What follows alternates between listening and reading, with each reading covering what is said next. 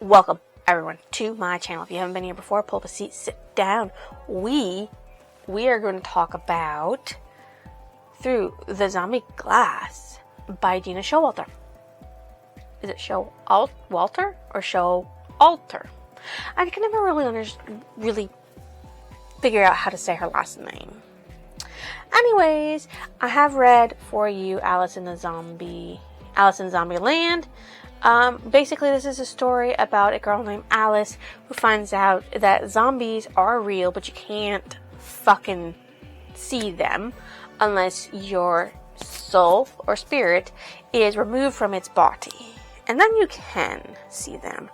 And they can touch you and harm you and fight against you and all kinds of jack shit like that. And she learns how to fight them. Learns that her dad was not crazy insane because he did see them. And yeah. So that's where we ended.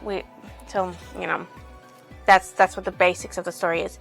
In the second book, we have Zombies Stalk the Night. Forget blood and brains. These monsters are hungry for human souls. Sadly, they've got mine.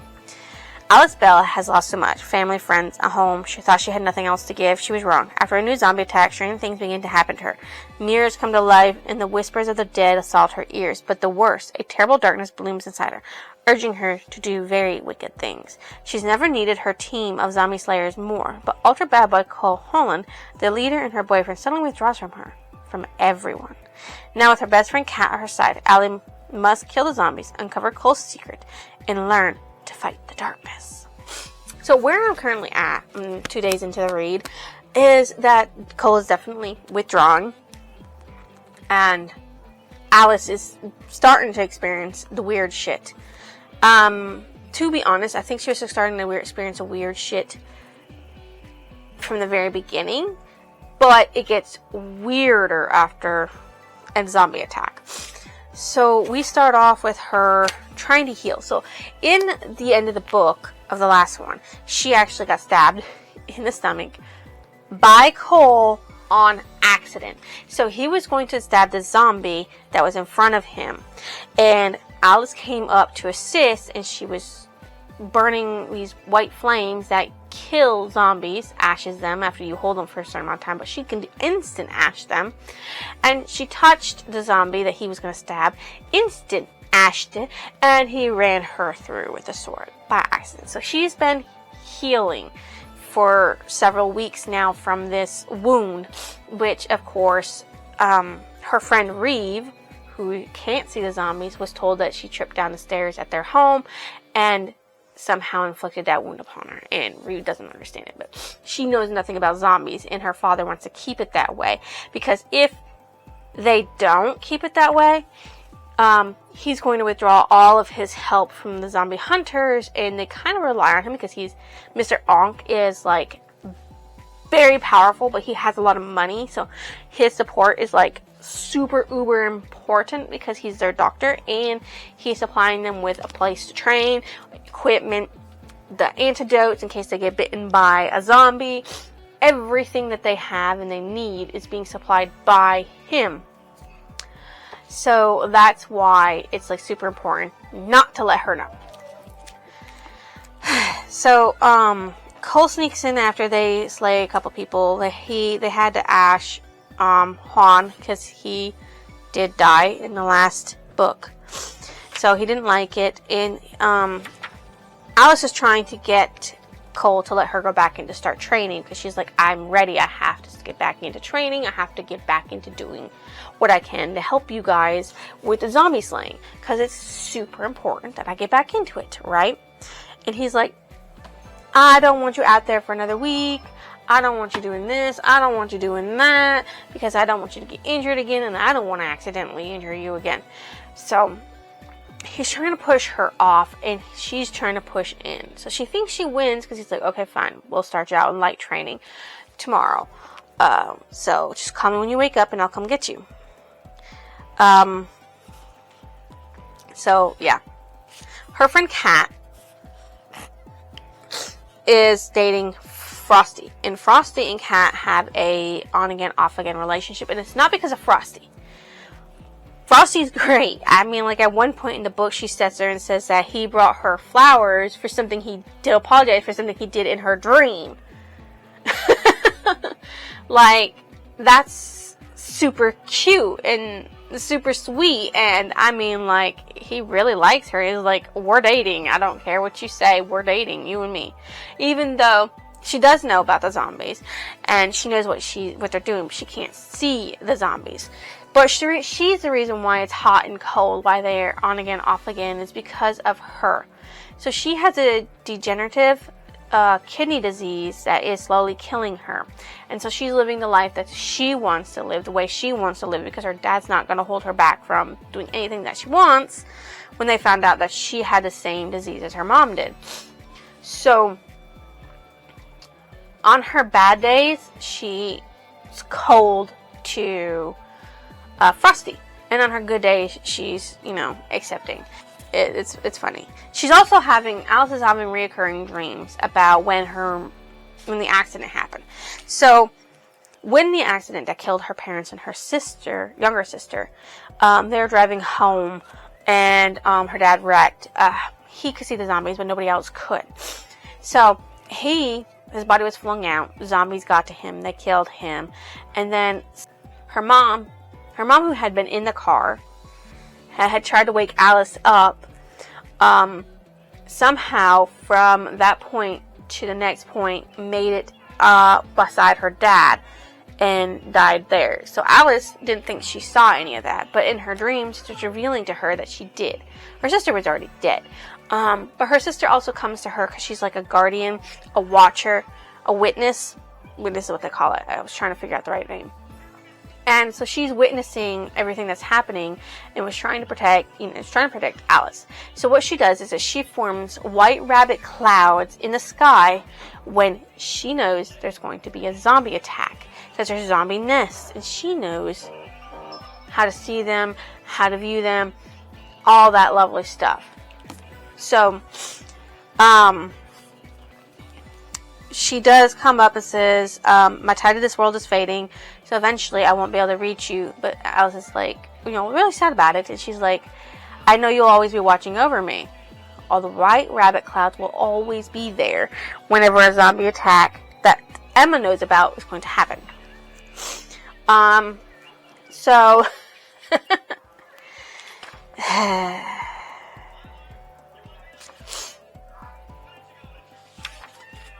she takes Kat. She's like, Kat, I know you need training, so let's go get training. And she takes Kat out to where the guys are. Now, it's Halloween night, so they had plans. Cole was going to take her to Hart's for some lovely fun and dressing up as costumes. But then he cancels. But not before she goes out to the barn where they train. And she sees him with another of his ex. Ronnie. Yeah. Apparently he has another ex who's, a zombie slayer like she is. And she doesn't like it. Now, her and Cole are no longer looking at each other and getting visions of things that's going to happen in the future. But she does look at the new boy, Gavin's his name, and she has a vision of the two of them in her bedroom and her licking her way down his throat. But here's the thing that I just actually caught on to. Strange little growling noises. Seems to me like she's going to try to eat Gavin. I'll explain why in a little bit. I think she's turning zombie, and I think it's a very slow zombie turn. And it's weird because, yeah. So, he knows that the vision that she saw with Gavin was going to come true, and she denied it. She's like, it's never going to come true because I want you. I don't want nobody else. Mad Dag, which is Kate, sits there when she gets all dressed up for this lovely Halloween party in this right here. This is what she dresses in. She's supposed to be Alice in Wonderland. And the hat is supposed to be for Mad Hatter, because that's who Cole is supposed to be. Her Mad Hatter. So Cole sits there and says, "Sorry, Allie, but making plans with you was a mistake. I need a break. Stay in and we'll talk tomorrow." And she's like, "What the fuck?" She thinks it's a break from her. So Kate's like, "Where are you? You ditched Cole?" He's like, "He ditched me." And so she trails around after Cole, texting Alice everything Cole is doing. She goes down and says, "Nana, I know this is probably the first time in history team question to pose to you, but can you drive me to a nightclub closed there in Frosting Cat, and I won't be drinking." So she gets driven there, and she's like, okay. So she runs into people, and of course she's trying to get Cole to talk to her, and he's like, "Okay, look, need a break, not from you, but from being jealous, because as long as you're near him, I can't get past it." And she's like, "I promise you have no reason to be jealous." He's like, "Well, I have things to do. I can't hang out with you. You'll just have to trust me." And then, as they're talking, Gavin comes up, says, "I'm taking off with Kira and Jane," and then she and Gavin lock eyes, and it's more of the stuff that goes on. And of course, Cole growls. He's like, "Yeah, I gotta get going." Gavin doesn't really understand what's happening, but I'm assuming he eventually will. But I know there's gonna be some other things going on. At least I think so. I think she's going to try to eat him. That's what I think. Let's see. As the days drag on, Cole doesn't talk to her less and less, and she doesn't understand why. She can't talk to Reeve, she couldn't talk to Nana, she can't talk to Kat, because Kat has her own problems, and she couldn't even talk to Emma, so she didn't really have anyone. She finally gets back to school, starts doing things, and she's like, "I want to know some information, like, what's the deal with Veronica?" She's like, "Well, they were dating." Let's see. Oh yeah, Reeve has a boyfriend, but she won't tell them who it is. I'm a little afraid of who it is. I think it's someone maybe from the Hazmats, who are the people who are trying to weaponize the zombies to be used in war and other things. They try to do that. They're trying to control the zombies to attack at their will, and at their discretion, and that's what they were trying to do with her father. But that didn't work. But they're still trying it, okay? They're hanging out, of course, on the bleachers, and Gavin comes by and says, "Honey, I have to agree with you on that one. You're not even close to being my type." And they talk about the visions and how she did get them with Cole, and now she's not. She's getting them with him, and she doesn't understand it. And that's when she smells the zombies. Now, she didn't see a white rabbit, so she didn't think that the zombies were going to attack, but they did. The two of them run out to take care of him. Justin, who is a traitor, who used to be part of the Slayers and went with the Hazmat because of his sister, Jacelyn, who is part of the Hazmats, convinced him to go to their side. He's like, "I want to help. I'm not part of them anymore. Don't worry about it." And she's like, "Go home. We're not listening to you." So Gavin kind of knocks him the fuck out for a little bit, or beats him up for a little bit. And they start fighting. He gets into his spirit form, and he's like, "Shout if you get into trouble." But she doesn't reply, because while you are in spirit form, anything that you say will come true eventually in some way, shape, or fashion. So it's best not to speak. Now, they're having problems with these zombies are slightly different. They're not staying down, and one of them acted like it could feel the pain that they were giving it, which was weird because zombies normally feel that pain. While they're fighting, Justin comes in, and he actually sits there and saves her from a bite, and instead he's the one who gets bit by the zombie, but he doesn't ash the zombie. So while she's fighting, she finally gets put down on the ground. Cole comes to the rescue, and she's like, light up, dang it. And she finally lights up, and she finally takes them all out.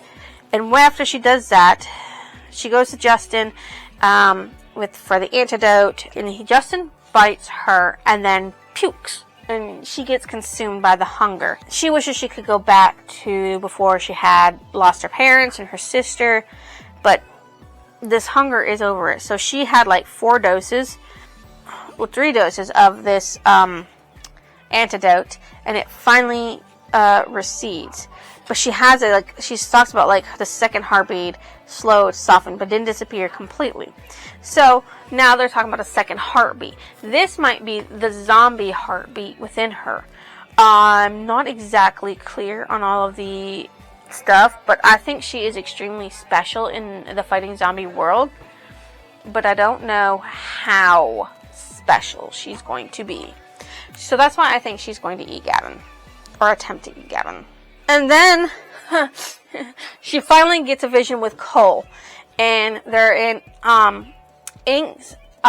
Unk's game room. Cole stood across from her. He was talking to Veronica. And she stood in front of Gavin, her hands cupping his cheeks. "You are a better man than I ever gave you credit for." "I know," Gavin says, "and you're so modest. Are you happy with the way things are now?" She goes, yeah, I am. And the vision stops because Cole dropped her hands and, turned his head. Or he dropped his head into his hands. He's like, "Gavin's a man-heart, He won't like you." And she's like, "I don't want him." And he's like, "It will happen. I know it will." And he's like, he's healed. Then he turned the conversation to Justin and how he's healing better. He stayed in a dungeon, tested him, and they found anti-zombie toxin in his blood. Now, it wasn't a lot of amount, but they tested her as well, and they found a huge amount. So they think she gave it to him when Justin bit her. And she's like, "I don't understand." So there's a possibility there was somebody had the blood was like poison to zombies and it killed them. So she's thinking maybe that's what it is, because they don't understand her strange abilities to instant ash people to light up whole, because some people can only make their hands glow, but she can make her whole body glow, and she has visions when she looks at people. She says, "I'm never going to look at Gavin, and I'm not going to want him. You're the only one for me." And he's like, doesn't say anything, okay, because they're having this conversation. And he's like, "Do you want," and she's like, "Cole, do you want Veronica?" He's like, "No. No, see, Allie, our feelings right now aren't the problem. One day I hope you'll forgive me. I doubt I'll ever be able to forgive myself, but we're done." So he believes that her feelings for him are going to change, and so he wants to cut it off before those feelings start changing. And that leads way to a full-blown tantrum where she destroys everything in her room because she can't get over it. And then she has a full bloody meltdown and a panic attack. Mr. Onk finds her and administers an antidote, fearing, that maybe the zombie stuff is flaring up inside of her. So he says, "Have you ever had panic attacks before?" And she's like, "No, that's not what's happening." And he's like, "I know, because I lived with somebody who had anxiety. I was married to a woman with anxiety disorder. I know a panic attack when I see one." She's like, "Don't worry, I'm fine. I'll be fine. I'll be fine. There's nothing wrong." And then she calls for Emma when she's alone.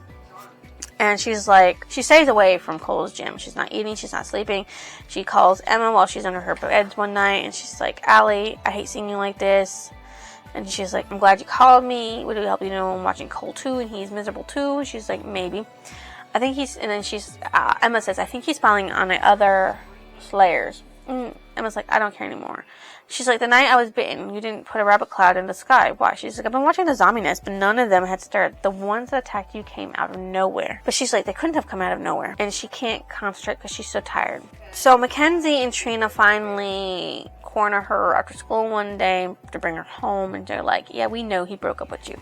This is what he does. He cuts and runs when things get serious." And he's like, "It's okay.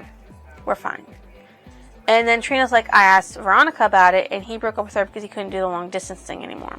And that's when she realizes that he's doing it because he fears that everything's going to go down the drain in the future.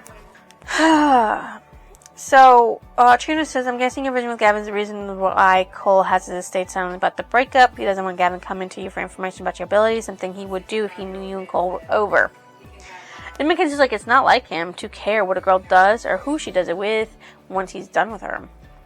He's like, "So, yeah, okay."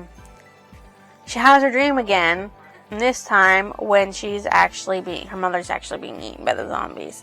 And then she takes a long shower, looks in the clock, tick, tock, there are black smudges on her body. There's a big black smudge over her heart. She tried scrubbing it away, but none of it would go away. So then she's like, it's time to work out. Let's go to Kat. And they're like, Kat's having a down day. And they're like,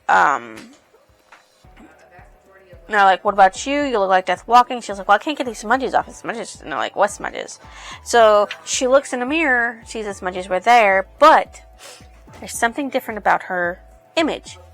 Her reflection is smiling, but she is not. Tick tock.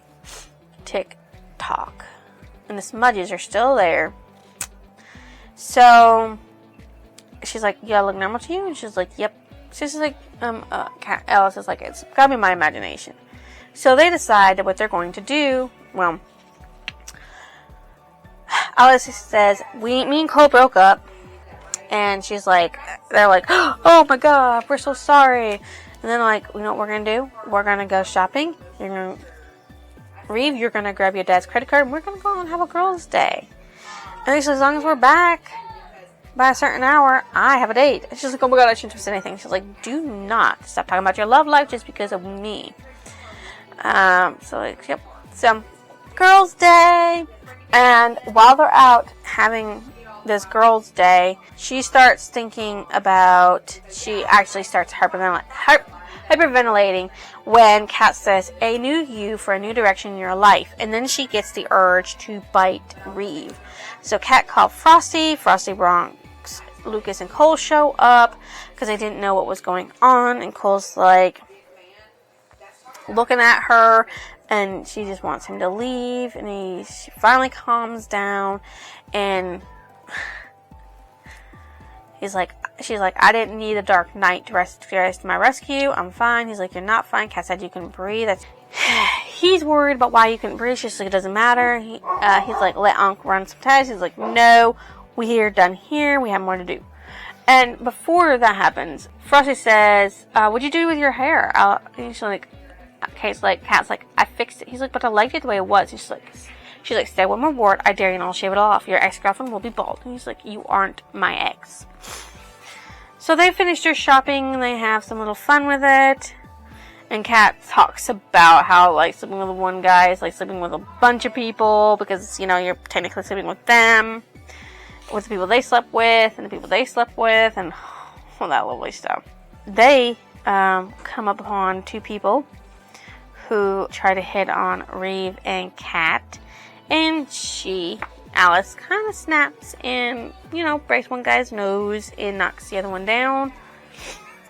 And then they walk by a tattoo place, and she decides she wants a tattoo. So she goes in, and she decides to get a white rabbit on one wrist and daggers crossed on the other wrist. And he's got to specifically draw them.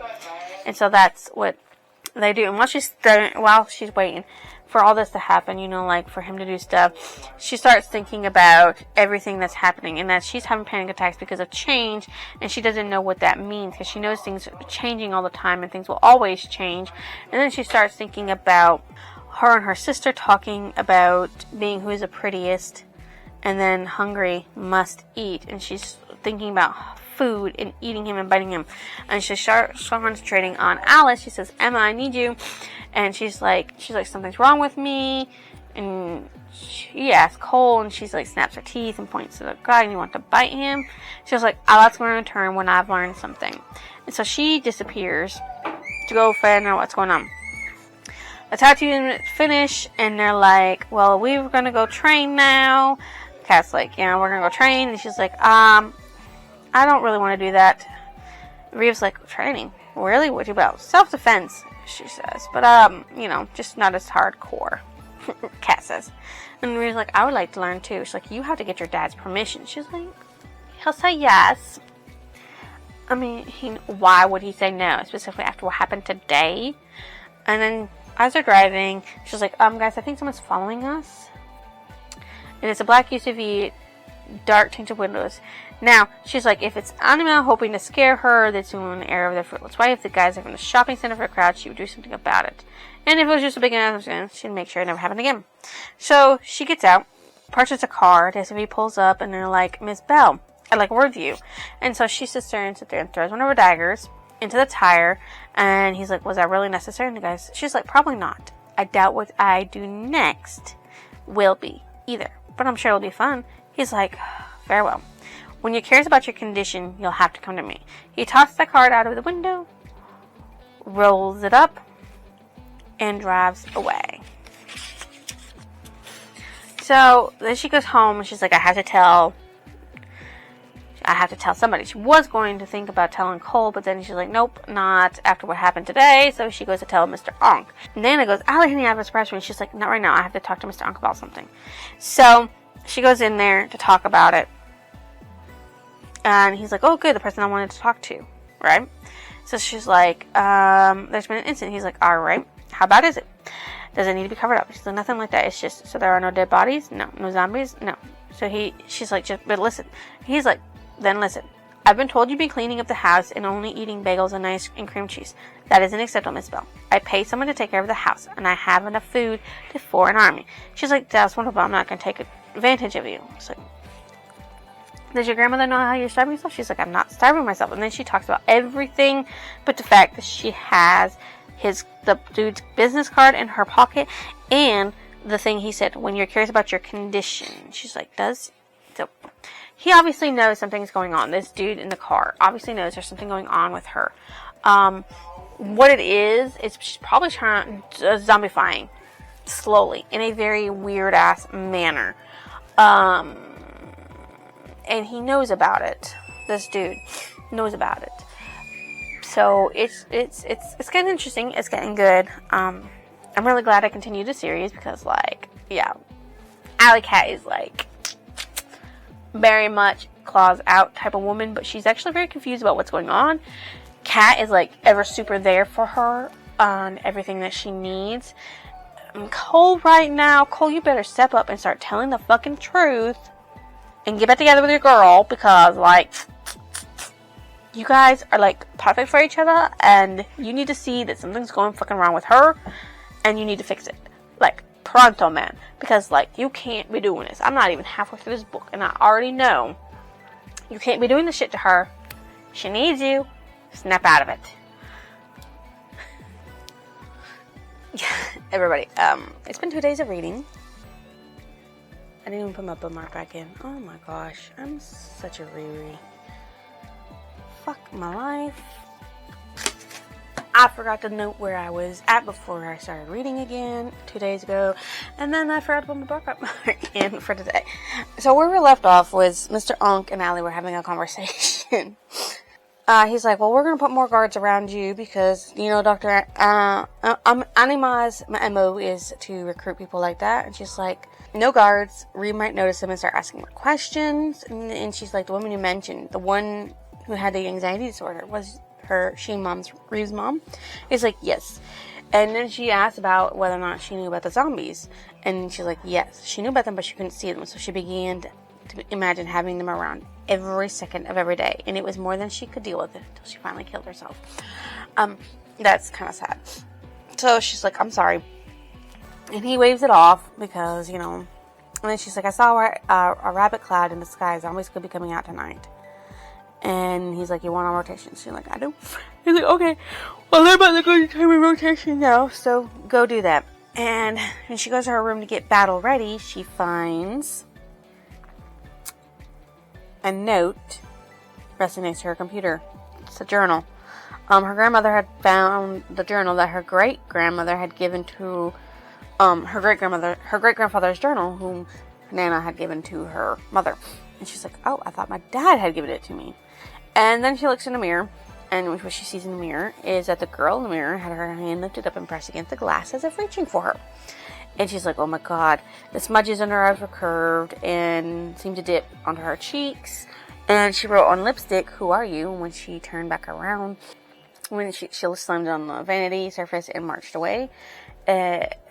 before she stepped back into the hall, she glanced back, and it said, "You're doomed," and she went and smeared it off, and she's like, "Oh my god, oh my god, oh my god, oh my god." And then Justin called and asked her about herself and how she's been doing, and if there was anything there. And he's like, "I'm sorry about it. My mouth was watering. You smelled so good, so pure. I don't know why I bit you." She's like, and he's like, "Have you experienced anything?" He's like, "What? You tell me." And, you know, they're having a tit-for-tat conversation. She's like, she doesn't actually tell him anything about what happens, what she's dealing with.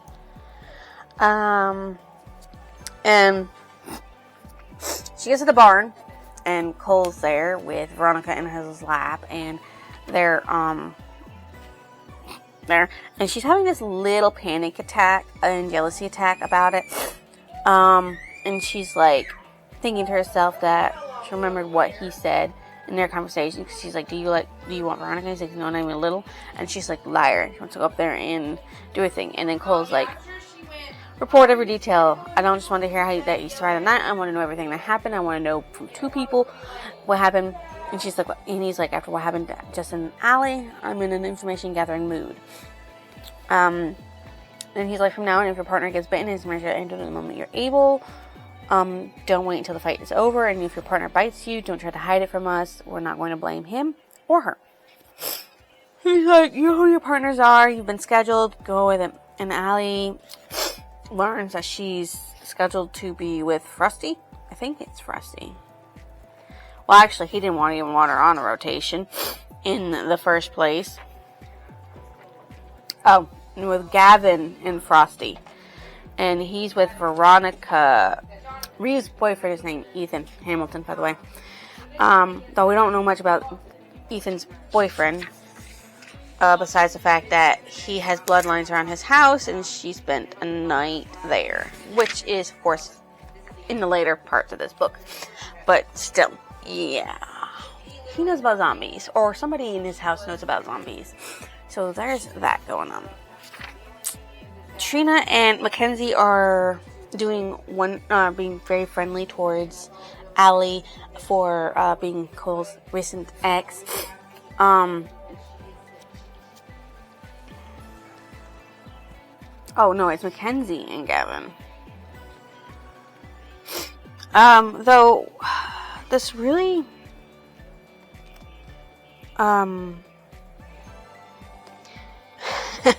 she tells him about the Red Rabbit, and he's like, "Now you tell me when I decide to send you on patrol." "Yeah, well, if you hadn't broken up with me, you would know this already." So, she actually sits there and cracks her knuckles against his jaw, saying, "I'm recovered, believe me now."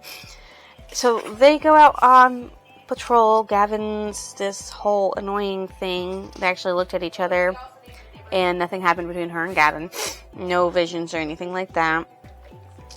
And she's like, they're all in their spirit form, and they're talking about how bloodlines and how she can see them. And then she leads them out of the forest, and zombies come, and she hears the word, and some things happen inside of her, and she can't light up. She's trying to fight. The zombies don't care about her. They're walking past her. Cole yells, "Allie, light up!" And then she just panics and runs away. And when she comes back to herself, she's at her parents' house. Emma shows up, and she's like, "I want to stay here with you forever." Emma's like, "You're in trouble, Alice. It's getting worse every day. I can see the smudges." So what she's found out is that she's got a zombie Alice inside of her that's fighting for control, and it's hungry, and it wants to win. So either the zombie Alice is going to win her body, or she's going to win her body. Now she has to figure out how to defeat zombie Alice. She actually does try to light herself up, her body up, because she removes her spirit and tries to touch herself with the flames, but nothing happens. Kind of funny. Oh, and she also learned that she inherited her mother's zombie slaying abilities that her mother didn't even know about, because her mother didn't even know about the powers or zombies or anything like that. And she inherited their dad's zombie slaying abilities as well. So that's the reason why she's extremely powerful as a zombie slayer. And then Cole slaps her human body to wake her ass up. So apparently Cole had been running around all night looking for her, and they never gets to go to her old house. She's like, I don't know how I got there. I just woke up there. And then Gavin and her have a vision. Of course, the same vision again. Where Zombie Alice wants to eat Gavin. Because that's what Zombie Alice wants to do, is eat Gavin. Yeah. Mr. Holland grills her, and then Mr. Unk, talking about how they want Mr. Unk to sit there and check her out. Sorry, I knew what it was, I just couldn't think of it. He also tells Gavin to drive her home, and then they talk about the visions a little bit, how they're unreliable, and she doesn't understand how they work. Gavin's just, I don't know why he didn't have Cole drive her home. And Gavin's like, you resisting me makes me want to be with you. I want to sit there and have a time with you. And when they get home, she's like, I need to walk you to your bedroom door. And she's like, nope. A note taped to the banister says, my office, Miss Bell, now. So she goes to the office, and he plucks her, and he goes to do more stuff. Get down. So, yeah. She calls her Emma again, and they want to learn. She wants to sit there and say, I can't read this journal. It's from our great-great-great-great-grandfather who wrote the zombie about zombie slaying. And she's like, oh, I can read it. And she's like, what, really? Because she can't read it now. Alice can't read it now for some reason. Maybe it's because of Zombie Alice. So Emma reads this like, I've heard we need darkness to balance light and light to balance darkness. I say we need no need of darkness, period. It confuses, it hurts, it tortures, it ruins.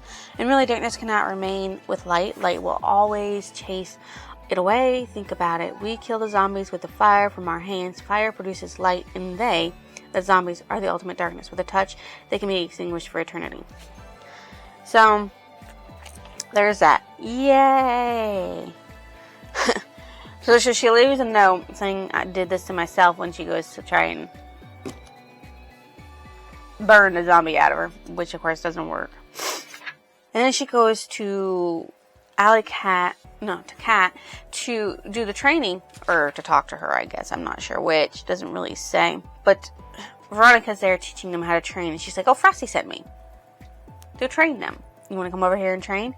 Oh, she does not like Veronica at all, and gets up into her business and beats the tar out of freaking Veronica.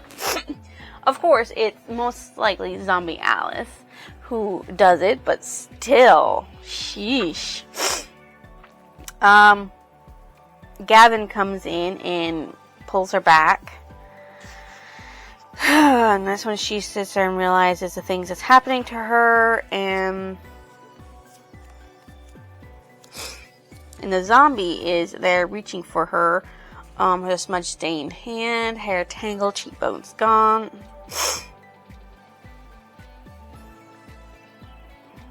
And then she speaks. Zombie Alice can speak. It's just nice to finally have the strength to speak. She's like, you say zombie, I say better half. She's like, what do you want from me? And Zombie Alice is like, I want everything. And Alice is like, you won't win. Zombie Alice is like, you won't be able to stop me. I grow stronger every day. And Alice is like, that means strength is measurable. So if you can grow stronger, you can be made to grow weaker. She's like, look how easily you gave in to my desire. Soon biting will be second nature. Once your human spirit has been destroyed, I'll have control of your body, and I'll be the first of my kind. And then Kat wants to talk to her, but she tells Kat no. So she dials the phone number that dude gave her, and a Dr. Benedari answers, and he's like, I'm going to be your new best friend. And he's like, believe me, I received the message loud and clear that they don't trust each other. She's like, how do I know you have the answers I seek? He's like, were you bitten by a slayer who'd been bitten by a zombie? Are you now seeing things, hearing things, experiencing unusual emotions and reactions? He's like, I have a source on the inside. I always have the answers. I also have the answers you seek. The source matters little. I'll tell you everything else you wish to know, but I won't do it over the phone. So she agrees to meet all-night Chinese buffet in Birmingham. And he's like, if you show up with somebody, I'll leave. And you'll never hear from me again. And she's like, crap. But then she sees Reeve sneaking out of the house. This is where Reeve goes. She calls Bronx to tell Bronx that she sees Reeve sneaking out. They go in their spirit forms to follow her because she can't see spirit forms. And they're kind of Ethan. And he picks her up, brings her to her house, and they sit there and they wait. And they wait. And they wait, and wait, and they wait, and they wait. And then when she gets in the car, she comes out, they drive home, at 3 a.m. During all of that, they have a conversation about, she's like, where's Cole? He's like, taking care of Veronica. He's like, you beating one of our own is never okay. He's not with her for that. She's like, it doesn't matter to you. I think it does. So that's when they realize bloodlines. He has bloodlines. Ethan has bloodlines. So, ooh.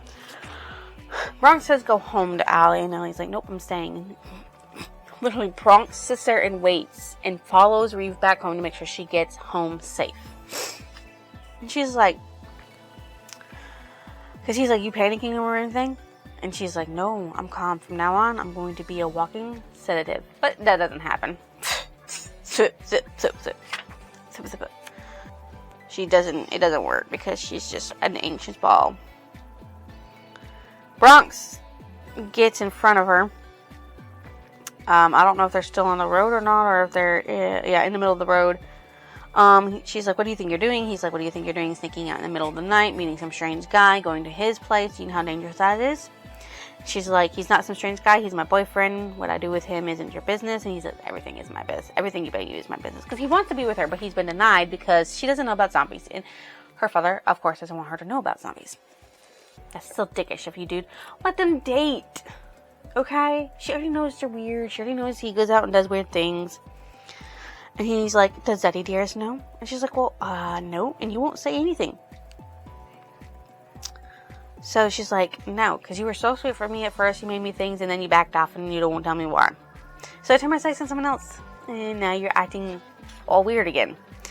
And she's like, you can't pretend to care. Tomorrow after I've dumped him, you'll change your mind. So Allie texts her Nana and says, can we talk? She's like, okay, we'll talk about the reason at dinner. And she's like, all right. And she's like, what is this message that you left behind? She's like, oh, my son's school, gotta go, love you. Yeah. Then Trina Mackenzie goes, you have to talk to Cole. He's acting weirdish, mean, evil. He busts Lucas' nose during training. He last night he punched a window and needed 8 stitches. And he's like, every time Gavin mentions your name, she swears that blood vessels burst in his forehead. And she's like, guys, Cole broke up with me. I said I worked to be his friends, but that's it. And she's like, just go talk to him about it. And she's like, fine. They're like, you're the only one who listened to it. And she's like, I don't think that's true anymore. Well, she didn't say anymore, but she's like, I don't think that's true. And he's like, he disappears for hours at a time. No one knows where he goes. He's paranoid we won't keep detailed records about what we find on patrol. He gets phone calls from blocked numbers and steps out of the room so no one can overhear his conversation, but he kept us in the loop. She's like, I'll talk to him, but I can't make no promises. And I was like, we'll seriously owe you. And, of course, they're walking by, and we're in... Who's a redhead? Oh. So... Someone was laughing about something. A group of girls making fun of a tall, skinny redhead with freckles and braces. Oh, Okay, so yeah, they did something mean to her, this girl with braces, and she's like, her things ruined, her shirt's ruined, and she's like, okay, we can change shirts. And she's like, thank you so much, we did. Justin says, hey, Allie, how are you? He's like, I know you told me that nothing abnormal has been happening. Is that still the case? And she asks him. So he's like, want to tell me what's been happening to you? Because something has, right? She's like, possibly, but that's all I'm going to say. And then she asks, do you know someone by the name of Dr. Bhandari? And he's like, no, why? So she's like, oh my God, maybe Bhandari isn't with Anima, or maybe Justin's lying. She's like, forget it. And she walks away. When lunchtime arrives, Cole corners her in the girls' bathroom to talk. And she's like, if you plan to yell at me for hurting your girlfriend, leave. She's like, I'll save you the trouble. My anger got the best of me. Won't happen again. He's like, not my girlfriend. She's like, it's okay if she is. You don't have to try and spare my feelings. I've moved on. And she tries to leave. And he's like, stay. Orders? You know I'm not afraid to punch you, right? I'm not leaving until you listen to me. He's like, okay, what? You're wearing a different shirt. She's like, yes. Why? Is that why you're here? Because my reasons don't concern you. He's like, I'm worried about you and want to discuss it like rational people. She's like, I don't have anything to say to you. Why? You said we could try and be friends. Fine. Discuss away. Unc told me you've been eating bagels at his house. This isn't about what happened on patrol, or Veronica. The bagels. Yeah. Is this all you've been eating? She's like, why do you care about this? And he's like, you didn't bring your lunch. You're not planning on getting anything to eat. You're going to starve. And it's like, I'm saving to buy Nana a house of her own. Then bring food from Unc's. She's like, I'm living in his house free of charge. I'm not going to be any more of a burden and take more from him. He's like, you're not a burden. So you said. And he's like, take from me. And she's like, nope. Don't want your money. He's like, we're not that close anymore. You have to eat. She's like, I will, I promise. And she thinks about how she's going to just get a bread and deli that's close to Mr. Ong's. Not just now, but not just later, but now at lunch, please. She's like, it's better that we broke up, you know. Our connection was so fast. We never took the time to get to know each other. Not really. And how would we ever have known if we truly cared about each other, or if the visions had simply convinced us that we did? He's like, I knew how I felt. I know how you felt too. Not strongly enough to fight for me. He's like, we both know why I walked away. Yes. So what the heck do you think you're doing closing in on me? It's like, I never know anymore what I'm doing. She's like, that's your problem, not mine. And she leaves. Cole, of course, passes her a Gatorade and an unwrapped burger. They leave, Kat, Reeve, and her to go buy a crib for somebody who's having a baby. And then she gets a message saying Cole wants to meet with me. He's like, my house be there at 5. She's like, can we reschedule? It's like, she's like, great. She's like texted him why. And he's like, I don't need a reason. I run the show. You be here. She's like, go screw yourself. He's like, I prefer to have a partner. And so she has to reschedule with her Nana. Of course, her Nana didn't see the message and made a whole bunch of stuff. Oh yeah, they find this animal on the road too that's been injured. And they, it's a dead raccoon. And she sits there and picks it up and moves it. I really don't know why. This cat's so weird. Moving a dead animal. It's just a weird cat. It's weird. Okay. She gets to the house and Mr. Ankh and Mr. Holland want to have a discussion with her. She's like, your blood work has come in. It's confusing me. The toxins you and Justin shared, the one that was harmful to zombies, it disappeared in Justin, but it's now stronger in you. Also, your iron is lower than before, and your white blood cell count is higher. She's like, what about the zombie toxin that is harmful to humans? Did you find any traces of that? It's like, no. And Mr. Holland's like, why do you ask? And she's like, I'm not going to tell him because he killed his wife to turn into a zombie, and I don't want him to do it to me, his son's recently ex-girlfriend. And he's like, I'm also curious about something. I know you and my son broke up, but I don't know his why. He won't talk to me, you know? She's like, I won't either. He's been sneaking out, talking to people he shouldn't, making bad decisions. I'm worried about him. Something's going on, but I don't know how to help. And Alice is like, who is he talking to? He doesn't say anything. And Miss Holmes, will you check up on him? She's like, Trina McKenzie noticed his odd behavior too and asked the same thing. I agreed to talk to him. A meeting at 5. He's like, thank you. She's like, by the way, I saw a white rabbit today. A rabbit cloud today. She's like, I'll be called into action. He's like, Mr. Holmes like, I'll put everyone over to patrol tonight and make sure you have a partner who will whisk you to safety if we have another episode. So she tries to dial Dr. Benedari again, and his recording says he's not available, obviously. So Kat shows up and says, PG, I came to offer you a ride to Cole's. Frosty texted. He told me to meet him at the barn. F5. She's like, okay. So Cole's there with hugging freaking Veronica. And they have a little discussion about Cole. So she's like, of course, Frosty and Kitty Cat have this weird relationship going on. And they're talking about that. And it's like, we don't know. Frosty's like, we don't know what's going on. Cole has something to tell everybody, but he's not here yet. So then Bronx shows up and she's like, did you find anything about Ethan? And he's like, yeah, just not as much as hoped. His name is Ethan Hamilton. He's 21 and a business major at Birmingham Southern. He has a 15-year-old sister who was diagnosed with leukemia last year. So he's like, besides have a little chat with him, because she's like, what are you gonna do about him? It's just like, are you sure about that? He might not be that bad. It's like, you don't get to tell me how to react when you're reacting the way you are, because of your dating life. So, And then Nana sits there and says, dinner's ready, because she didn't see the text. And then another one comes in, oh, I'm sorry, dear, I must have missed your text. And she calls her Nana, and she's like, I'm sorry, Cole called a meeting. And it's a bunch of Slayers, because I thought it was just me, us two. And she's like, okay, let's understand. We'll have leftovers tomorrow, and we can talk then. She's like, yes, I would love that. So Gavin comes over and says, hey, I've got a date tonight, but I'll bark for you if you want. She's like, no, we're not going out. And they don't have a vision.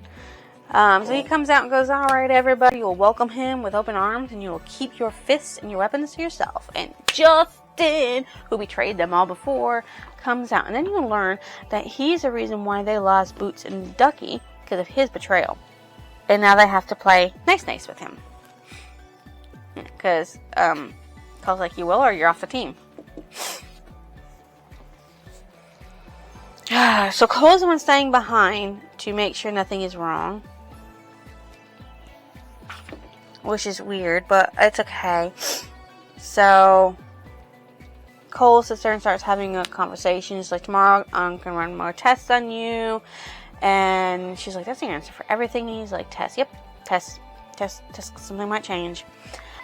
She notices that Cole's touch, the berm, was something that maybe zombie Alice was afraid of. And then she saw the streak of gold in the center of the yard, as if a tiny light bulb had been dropped, a bloodline. So she follows this streak of blood with red mixed into it, and she follows it, and then she hears Trina and Lucas talking about... Oh, she sees a dark banana in his hair. So Frosty had worn a banana, so had Bronx. But, of course, Gavin also wears one. So, to follow it to this dude, to Trina and Lucas, and they're talking about Justin joining the team. They're like, Allie better pony up and take care of this. So she's like, the shadow is in spirit form, definitely spying. So she follows it, watching the smears. The little traitor couldn't hide from her. Then something hard slammed into her, knocking at her feet. And guess who it was? Cole. Because he saw her stalking around and thought that it was a hiker because she looks like she lost weight. He's like, I couldn't see it in your body, but your spirit is gone. You've lost weight.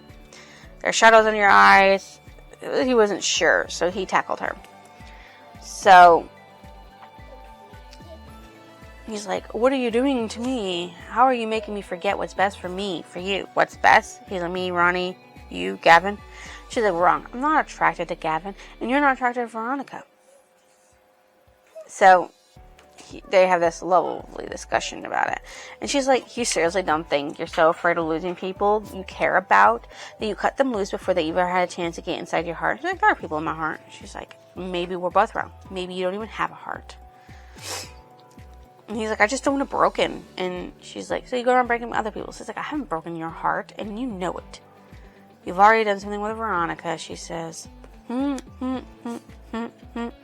then they have that conversation, which was like, she kept telling him no.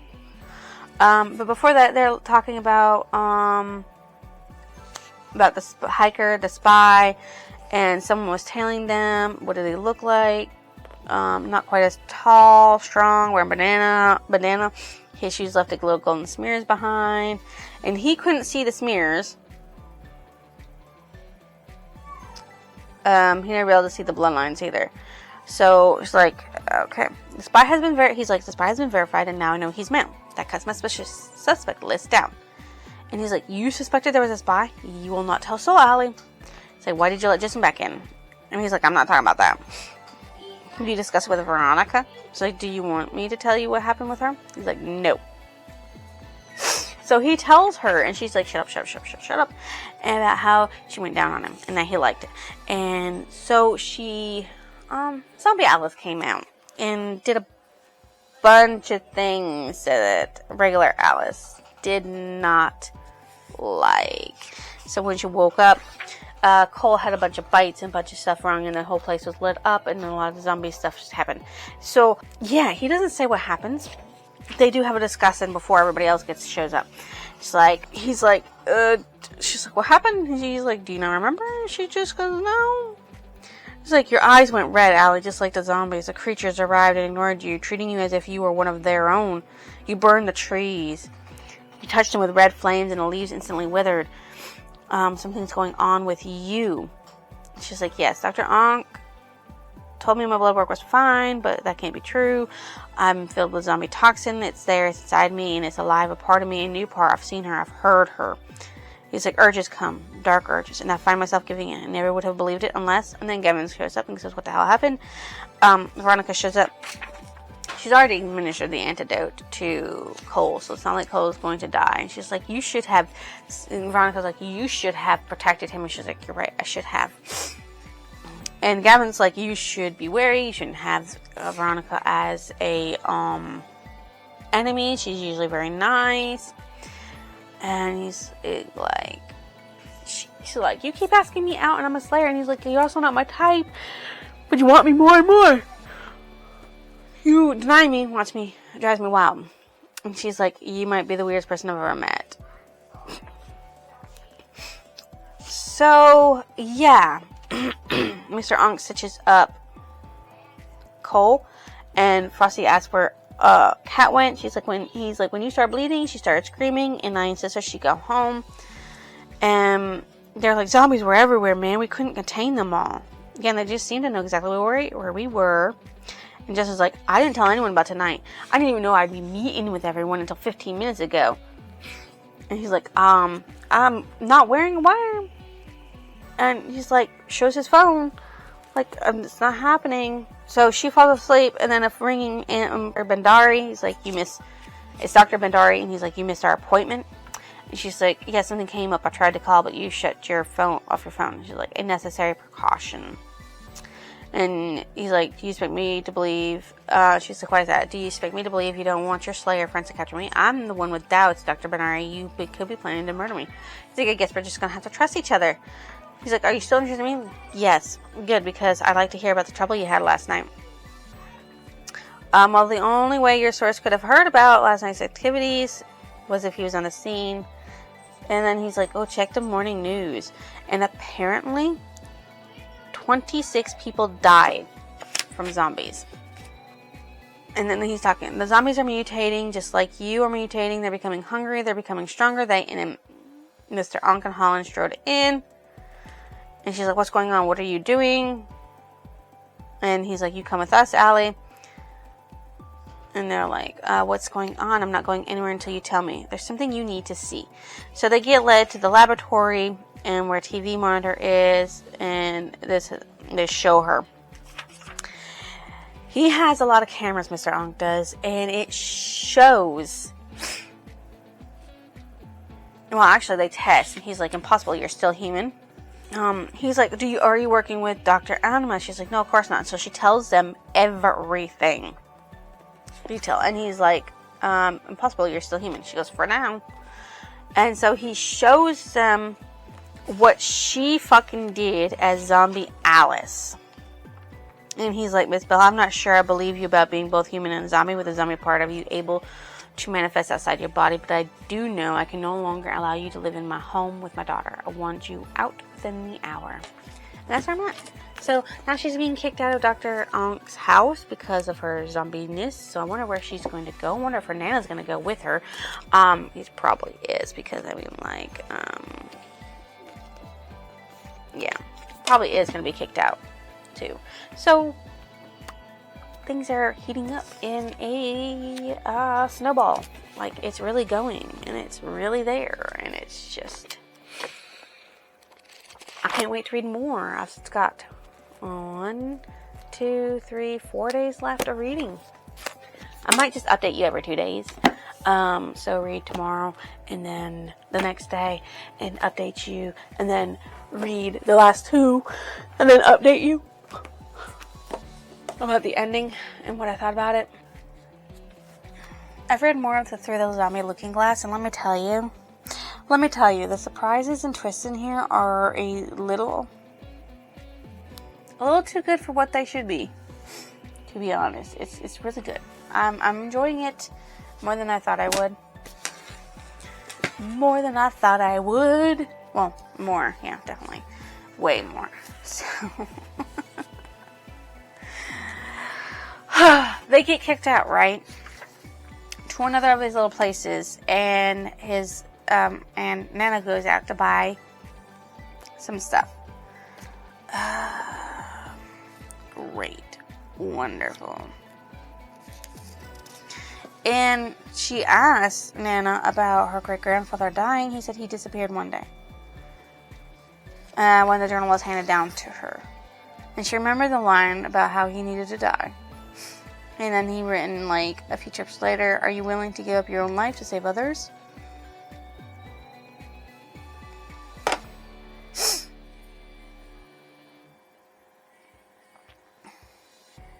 Cole shows up and says, I didn't say a word to them. He's like, I know, they have a video. And he's like, so you got to see what happened? And he's like, uh-huh. Cole wants to talk to Ankh about letting her back in, and she's like, nope, I'm not doing it. I don't care. So yeah, there's that. And then he talks about how, he's like, they actually talk about it. So she's like, sorry, but I don't understand it. He said, seeing my dad was a slayer, apparently my mom was too, though she didn't know it. And we've all heard the saying about being high and falling with all my abilities. He's like, I'm right there with you. My mother was a slayer too. She's like, both your parents were slayers? Wow, okay. And he's like, there's one other slayer that I know of that has double lineage. Both parents are slayers. And he's like, but then again, he and I never had a vision until you. They had a vision. He's like, we saw you. We came through a doorway and you came running when you spotted us. You smiled and jumped into his arms. His, not mine. You chose him and even kissed the hell out of him right in front of me. She's like, when did this happen? He's like, the morning I ended things with you. There's things that they need to understand. There's things that I was right about. That I was fucking right about that vision she had. It comes true. It comes true. The one where she's licking on his neck on her bed. That does come true, but there's a big ass twist to it. There's a twist to it. So that twist is what really matters in the end. And I was right. I was right, okay? So,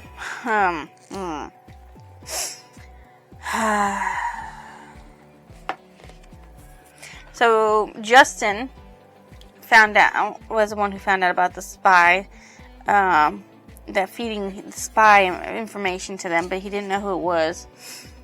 And he's like, I can tell you everything that we did together because I want you to know. She was like, I don't want to know. We're not together. What does it matter? They start kissing, and then she gets up and away because she feels Zombie Alley coming out. Bad Zombie Alley, right? So she gets a job because she can no longer hang out or patrol with them because she's been technically kicked out of the group for her zombiness. And so she gets a job and she works, and Reeve ignores her for weird reasons. And then Allie comes up with a plan to take her out. Now, what she does is she brings Allie to a park.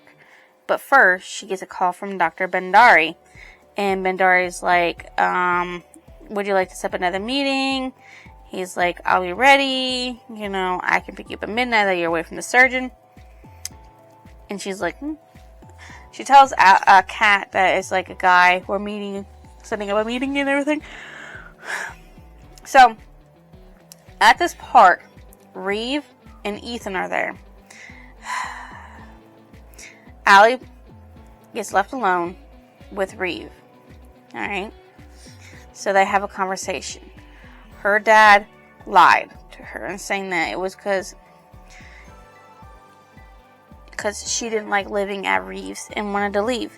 And what was the truth is, like, she comes out and is like, look, Reeve, I moved out because I'm sick, really, really sick, and I have these violent episodes. Your dad wants you safe. I want you safe. That's it. And she's like, oh my God, I'm so sorry about it. And she's like, I'll talk to my dad. She's like, don't talk to him. Don't talk to him about this. Your dad will be mad I told you this much. And he's like, why would he be mad? And then she lists the reasons of all the suspicions she has about everything that's going on that she doesn't know anything about. And she's really upset about it. She wants to know the truth. And she's like, well, I can't tell you right now. Let me think about it. I could get a lot of people in trouble if I say anything. So she turns the subject to Ethan about how nice he is. And she's like, yeah, but I don't know if I want to be with him. She's like, I can't get Bronx out of my head, you know? And she's like, I'm sane. And then they show up, and the hunger strikes, and she tries to eat Reeve, I believe. And then she runs away, and she finds a zombie nest, and she tries to push Cat away, and Ethan gets Reeve and Cat away, and Cole, that's when he realized that he knew Allie better than that, and that any of the information he'd been giving was nothing damaging. He's like, so you're the spy? And he's like, no, you've got a traitor in your midst. I never lied about that. I just don't know who it is. And every bit of information I gave you is true. He's like, I want him taken down. Obviously because his sister's dead. So he wants to take down Anima because of his sister being dead. Cole and Allie have another talk. And so she's like, you're a relationship runner, not a stickler. He's like, correction, I was a runner. I'm not anymore. It's like, I was letting fear decide for me. I was afraid of losing you, and I can't do that no more. He's like, she's like, I'm glad you realized that. But what about the other girls? Do you not have feelings for one of them? He's like, nope, just you. And he's like, I'm willing to do anything for you, willing to give anything for you, willing to trust you explicitly about everything. And so she's like, I don't think Gavin and Veronica are it. And like, Ethan is the only unknown. So he's like, I'll start looking into him. We'll start looking into him. So he asks to hold, and she's like, yes. She texts her Nana, says, don't worry, that she's alive. And he's like, you can ask me anything. She asked about his first time. And then asked about a few other things, like something with Veronica, Mackenzie, And he's like, I don't want an exact number. And then she sits there and makes an observation about how he sits there and calls them cutesy nicknames, but doesn't for her. He's like, I'll work on that. And then she goes to sleep. She wakes up. Trina was reading a book.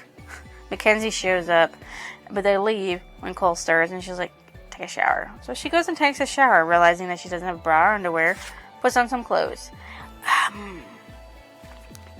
They have a little smixy rutting time, where he literally ruts into her, and then she goes, zombie-like, and she's like, give me a shot now, and then he's like, give me a more, and then when she realizes that she doesn't want to eat him or do anything with his pulse, she's like, no more tests, I just want to go home.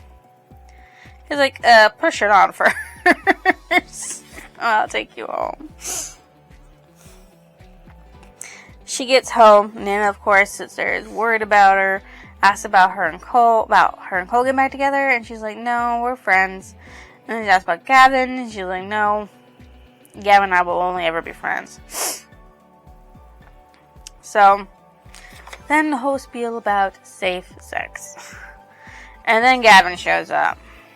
Now here's where I was right. They have a talk about what happened, and then,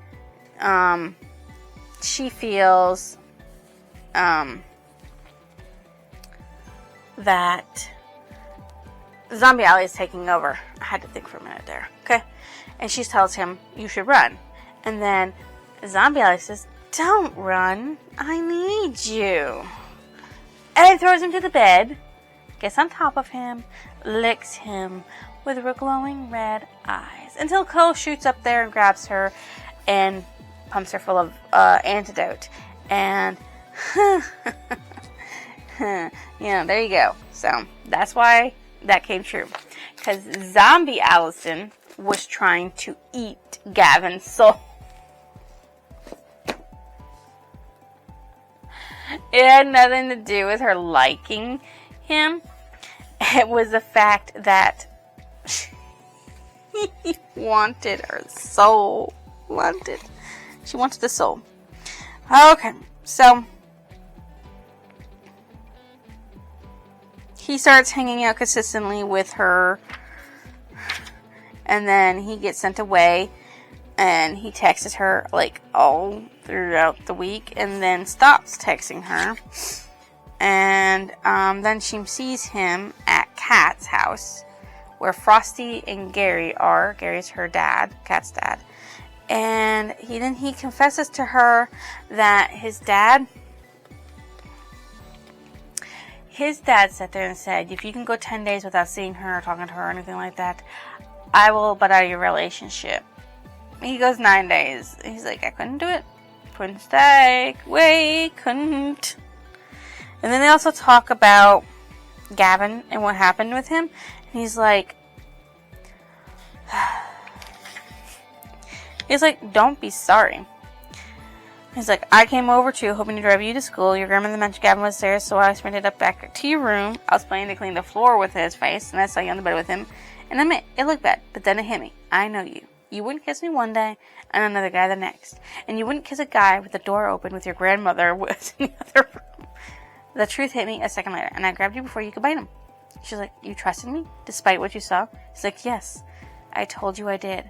I'm in this thing, Allie, all the way. And then Zombie Allie shows up and leads her away. For some reason, she just runs after Allie Zombie. I don't know why you would do that. And almost gets hit by a car. Of course, Cole stopped that from happening and says you disappeared for a moment, and then when you came back, I knocked you out of the way. She's like, I don't think the driver... And he's like, the driver a honk, but you were just stood there. And she's like, let me go, I'm gonna murder her. And struggling because he can't see her. He's like, why can't you see her? Why can't you see her? And he's like, I don't know, maybe like you, she has special abilities. Maybe she can cloak herself. And it makes a lot of terrible sense. Where she can cloak herself to where only Allie can see her. And then he says it. I love you, Allie. Do you understand? Love you. They love each other. I love you. You love me. Let's get together and make Cole Allie babies. Then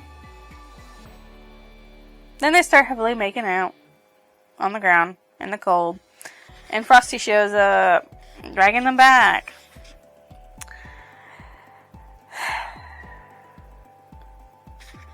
So, the next day, Allie wakes up to Gavin being in her house fucking again. They have breakfast. He apologizes. She's like, well, I'm sorry I tried to eat you. It's like, I did think about killing you. And then Zombie Allison came back out. And she chased after Zombie Allison. But the thing is, Zombie Alice was taunting her. And then Alice sat there and had red flames because she was trying to, cremate Zombie Alice. But she couldn't get her. And then she almost reached for her Nana with her glowing red eyes.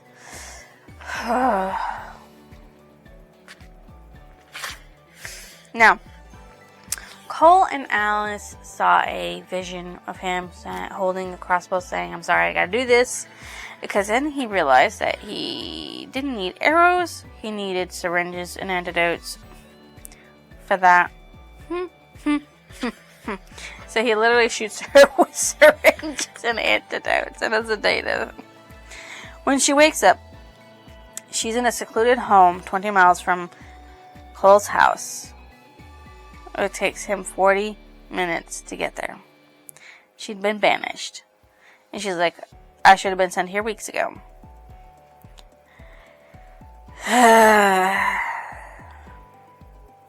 Cole talked to Emma. He said, I took your journal. I'll go through every page, every passage. Emma told me the key to saving you is in there. And he's like, I hate that you've been hurt by all this. I need to see you smile. He's like, I saw her. So he saw her. Like, her shield protecting her flickered for a second, and it dropped, and Gavin and Cole both saw her before she ran back into Alice. So now they know she's there.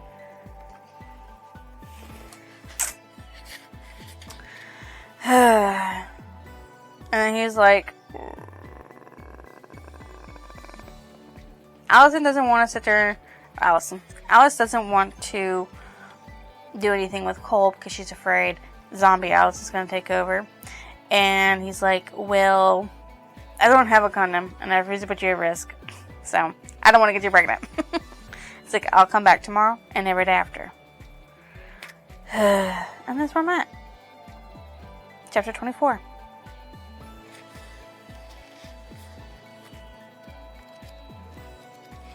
I have 2 days left of reading of this.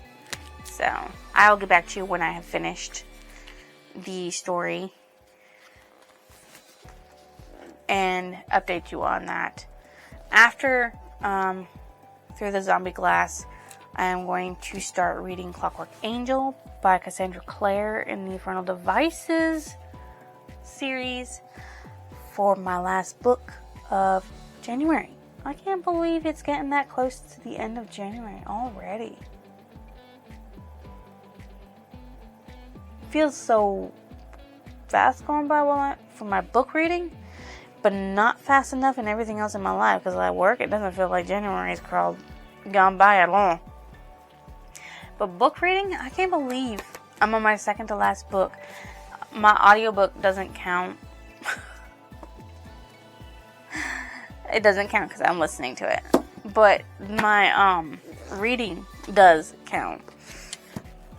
And I can't believe I only got 2 days left of reading this. And then I'll be on to the last book for this month. And I'll have the rest of the month to finish it. And that one's like a little bit bigger than this one in reading, I believe. So, yeah. So far, this is sitting at like a solid 4 stars for me. If Cole and Alice do not get back together permanently as in a romantic couple, I will burn the whole series. I will burn them. That's all I gotta say on that. Zombie Through the Looking Glass. I have finished this book, and I gotta tell you that the last half of it was a wild ride. And I do mean a wild ride.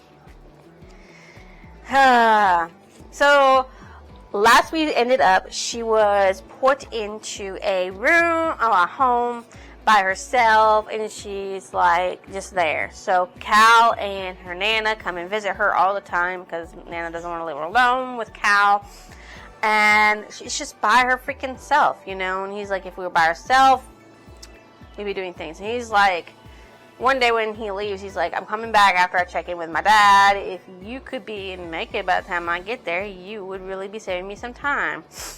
So then she hears a door open, and she reacts with a knife, and the girl screams, and there's Kat with Ethan and Rave.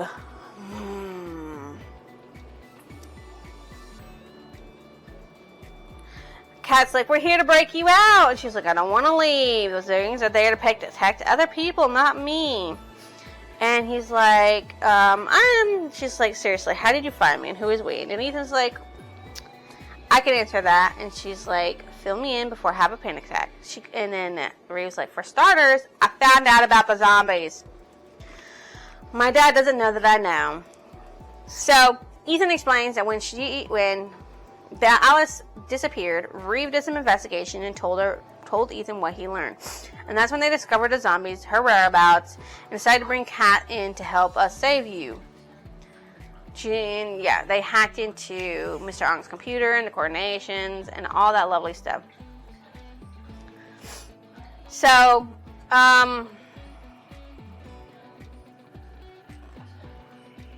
they get chatting, and then she's like, give me a minute while I'll get ready, dressed. So she gets dressed, ready in case of a zombie fight.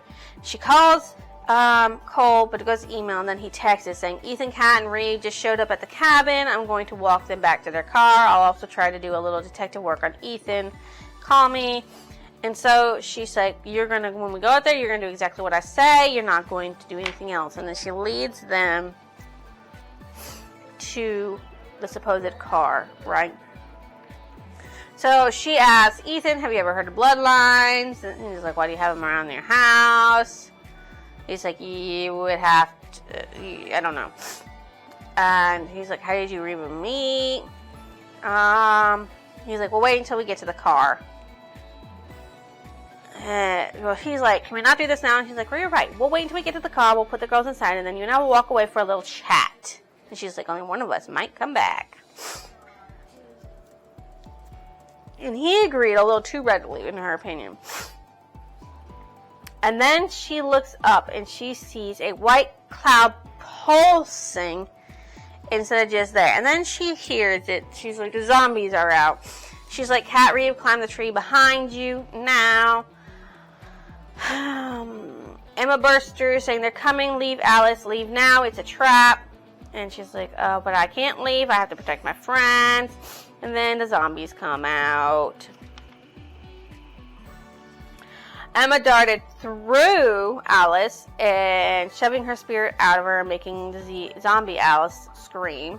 And then she started, fighting the zombies.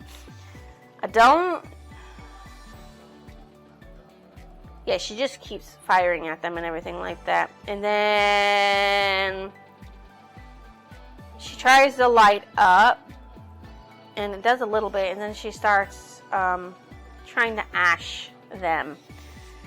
And then after that, she saw hazmat surrounding her, and they're snapping collars on the zombies. And they snap a collar around her, because she's outside of her spirit form. And they drag her back to her own body. Kat screaming, what are you doing? Let her go. Of course, she can see her now since the collar made her solid. She's like, you want me docile? Leave the girls alone. And then Reeve was like, Ethan, help us. And then Ethan says, you told me you wouldn't hurt Reeve. He knew the hazmats because he was one of them. Someone crouches down beside her and he says, I hate that matters have come to this, Mabel, I really do, but my daughter is sick and I suspect you're going to be the cure. So, yeah. Great, wonderful. She's dragged back to her body. She's loaded up with a hood over her head into the back of a vehicle and driven to the vehicle. Then she's dragged out of the vehicle, through a building, down, and then she's shoved into a cage, and inside the cage is Reeve and Kat already in there. And then she looks around, so there's that, right? Okay. And then she's looking around even more. She sees zombies, caged, everywhere, collared, frenzied. And then she sees who she thought was dead because she saw a picture that was dead. And it's Jacqueline Silverstone. She's fucking alive instead of dead. And then she explains they're not allowed to talk to or look at us. Mr. K is too afraid they'll start feeling guilty and set us free. To the hazmat people working in there. Alice goes to the bars and says, let us out. And Kat's like, she's talking to you, better listen or you're going to regret it. Of course. And then Reeve is crying because he's like, he betrayed me. I caused this. I talked to him, told him everything. I discovered. She's like, I never expected he knew what was going on, that he was pushing me to find out more for him, that he was using me. And Allison's like, you couldn't have known that he was using you. You couldn't have known. It's like, your dad has cameras everywhere. He will have seen what happened and find us. And then Kat's like, I'm sorry, Allie, but Ethan helped us disable all the cameras. He said he didn't want anybody to be able to see or stop us from rescuing you. What do you mean cameras were disabled, Kat? She's got to think of a plan, right? She asked Jacqueline how long she's been there. She said a little over a month. And Mr. K wanted a way to control Justin to force him back to Cole. And said, rather than tell him I was a prisoner, he risked spending his time searching for me. He told my brother Cole killed him. So it was Cole that he said, not Alice. She's like, I've tried to escape, and that's why they keep me undernourished now, so I stay pathetic and feeble. She's like, people come in, but they never walk out. And Mr. K experiments on cancer patients. That's who the zombies are now. And she's like, what kind of security does he have? He's like, there's always guards outside the room monitoring us. I don't know how many, and they've got their wet version of the bloodlines all over the place, even the bars. So our spirits can't leave and alert another slayer. So that's why Emma can't come to her, because she tried to call for Emma. And then they pull, at 7, almost 8 o'clock, they pull Alice out of the cage and bring her to her room. Well, actually, he sees her and busts the nose of one of the dudes because, hello. And she hears the zombies talking about what they want, feed, food, hunger, and whom she had dubbed Forest Guy turns out to be Kelly Hamilton, or Mr. K. And now she straps to a chair, like a dentist chair, with a lot of stuff beside her. And he's like, you and I are going to be closer than most. You, my dear, may call me Kelly. And then she realizes that Kelly is actually Ethan's fucking father, and that it's his sister, his daughter, that he's trying to cure. There you go. That's the whole fucking thing. So, Kelly's trying to cure his daughter, Ethan's sister.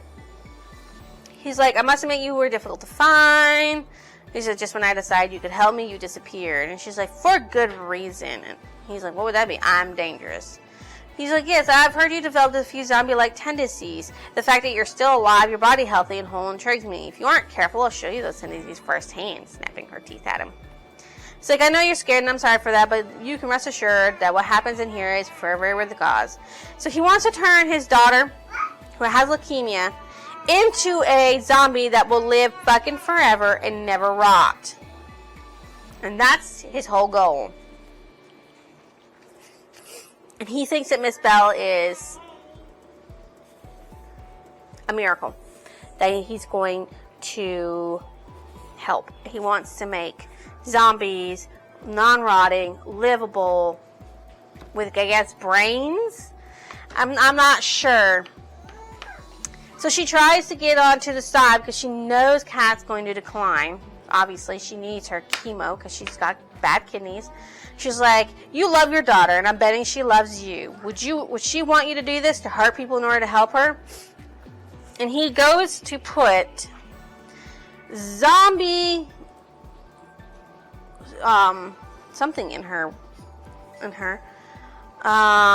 He's like, I don't know, what was it? We're going to figure out what caused your body to embrace a zombie toxin and not yet kill you or even cause you to rot. And she's like, let the girls go. They have nothing to do with this. He's like, we want you to keep you malleable. They are an insurance card. She's like, I'll promise malleability if you let them go. He's like, you'll give it to me anyways. Now, are you feeling lightheaded? Oh, he drew blood. And then he sits there and says, what we're going to do is we want to know your strengths and weaknesses when we insert zombie toxins into your body under tremendous strain. So he gives her some isotope for adrenaline and other goodies to help her speed up her body's fight response for the trauma. Tremendous stress. And he's like, don't worry, you'll recover swiftly and this toxin won't harm you. And she's like, no, stop it, don't do it. And he's like, criminal deserves freaking prison. He's like, that's a pain talking, I take no offense. We're going to track what happens with your spirit too. And she just screams and screams, and he injected a green liquid. And he's like, interesting, your body and spirit are weakening at a rapid rate, and yet there's something inside of you strengthening. And then she sees Zombie Allison standing in the corner, and Zombie Allison's like, why won't you die? And she's like, it's just a matter of time now. When it all comes through, he sits there and gives her something to cool her down. He's like, I must admit, I was hoping to see the red fire. I was told it hurt players and the zombies, yet not you. And he's like, what would you have done if you had seen it? I would have burned a chair and fingers crossed you. And he's like, there's an extinguisher in the ceiling directly above you. If I press the button, I would have doused. You having doused. And then he's like, now we're going to give you some zombie toxin. ZA's like, you'll never stop me now. And she's like, you'll kill me and you won't learn anything new. It won't help your daughter. She's like, you don't understand. He's like, don't worry. This will not affect you. It'll wear off in a half an hour and you won't even need an antidote. And he doesn't understand that Zombie Alice, it will be stronger if he does that. Then she thinks about her dad and her training and the things that she learned under Cole and Zombie Alice. And she gets put back in there. She says, stay away until I'm better. She doesn't want them to get near her because she feels hungry and wants them. And when she wakes up, she realizes that she didn't do anything, which she thought was great. But she needed strength. She needed food. When he gets pulled out, he says, I told you the toxin wouldn't kill you. Now let's talk about stuff before we begin. He's like, we know your friends live, but more specifically, what I want to know is if any of them are able to heal supernaturally fast. She's like, I'll trade answers for food. He's like, I admire your spirit, but it's going to get you into trouble. And she's like, cheeseburgers, fries, chocolate shake, and then she gets fucking shocked. Well, she got electrodes attached to her, and then she gets electroshocked from it. And he's like, now tell me what I want to know. And she's like, pizza, shock. And she just keeps on. He would ask a question about the Slayers and their abilities, and she would name a food. And he would continue doing it. And then he's like, all right, well, if you don't want to talk about the Slayers right now, we can talk about something else. He's like, I sent a man to capture you. He shot Halim Bendari, and someone else shot his driver. I haven't seen or heard from him since. Do you know where he is? She's like, try looking up your butt. He flips his switch. Yeah, she almost died from that. And he's like, all right, that's enough today. We'll pick this up tomorrow. I hope you'll be in a better mood. He's like, I'll strap your friend Kat to the table. Now, if you don't talk, I will turn sick Catherine Parker into a zombie.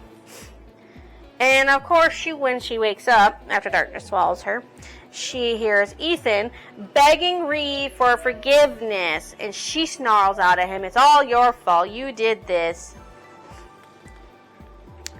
And she's like, I'll cut you out. You were the one doing this. This is all your fault. He's like, my dad's and I can't afford a failure. Not if my sister's going to survive. That's why he sent me. That's why I agreed. That's why he sent Justin to the Slayer. She's like, you used me, and you expect me to forgive you? That's real, of course. He's like, I didn't use you. Well, I mean, at first I did, but then then I fell for you. I love you. I never lied about that. And she's like, yeah, well, I didn't say those words. I still don't feel them. He's like, I don't care. And then Alice is like, Lick, you'll be able to stop them from doing anything to us. They're already starving us, and one day, when I've outgrown my use, your dad will kill her, and you know it. She knows too much, has seen too much. He's like, I'll talk to my father. And he's like, you'll believe whatever he says. You'll believe the man who's already betrayed you and locked up the girl you love. She actually lunges for Kelly, knocking her body into the cart of syringes and scalpels, and she grabs the first thing she can and shoves it into his neck, and then grabs something else and puts it in her pocket. A fist slammed into her temple, throwing her body to the side, and Kelly's like, get her out of here. He's only a syringe in his neck, but it's there. And she finds that she got a scalpel. She's like, I'll take care of it, don't worry. So finally 2AM comes in, and she screams at one of the lab coats. The last lab coat's in there, and he runs away to get somebody. A guard comes in and says, be quiet. She's like, I'm through being quiet. And Reeve helps her, and they scream and holler. He's like, this is the last chance. Please do me a favor and refuse it. I'll show you. And she screams, coward. He comes in, and he knocks the fuck. Well, she knocks the fuck out of him. Okay? Stabbing him in the neck with a scalpel. Right? She tossed it to her. And he's like, don't hurt me. Like, you didn't hurt me. And punched him in the throat.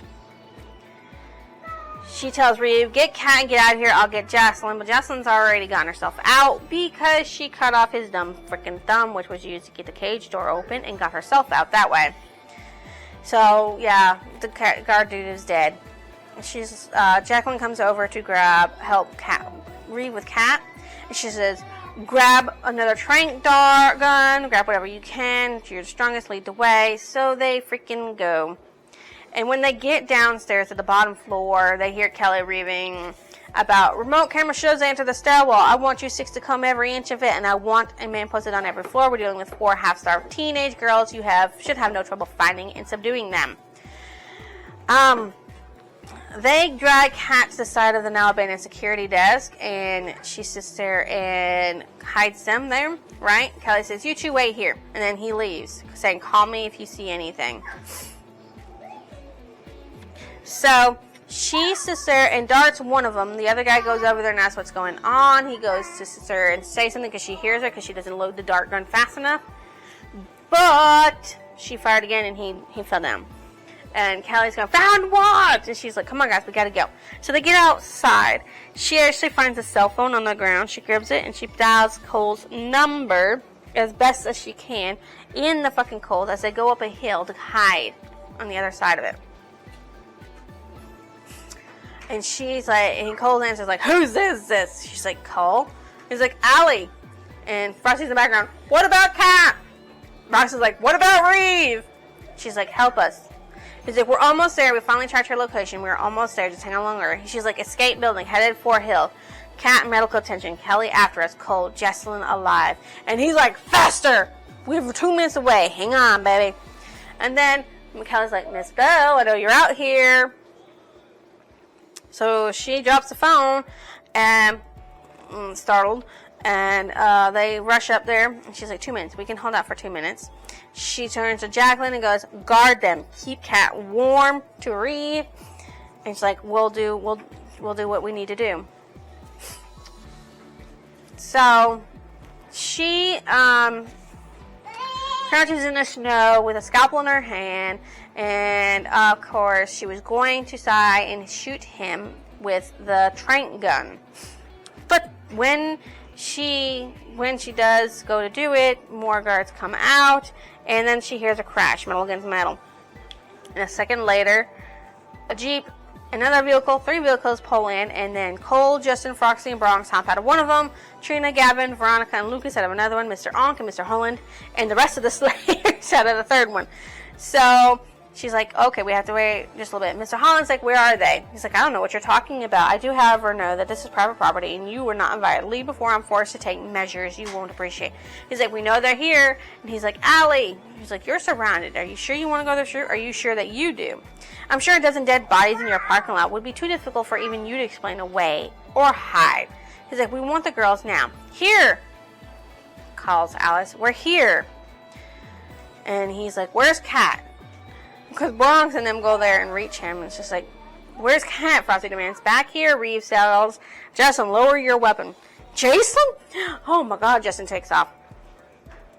So they reach them. Alright, so Jason's being carried by her brother Justin.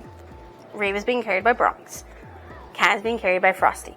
Gavin says, go get your girl or I'm going to get her. And so Cole goes to carry Alice.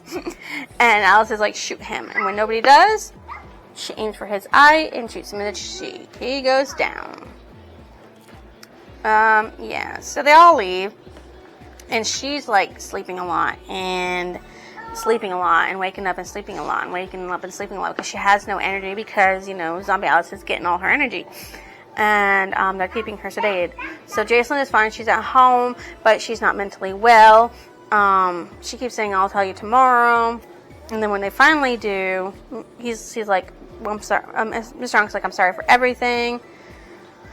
But I'm afraid you're not in the clear. Then she notices that he's got Ally Bell tattooed across his chest.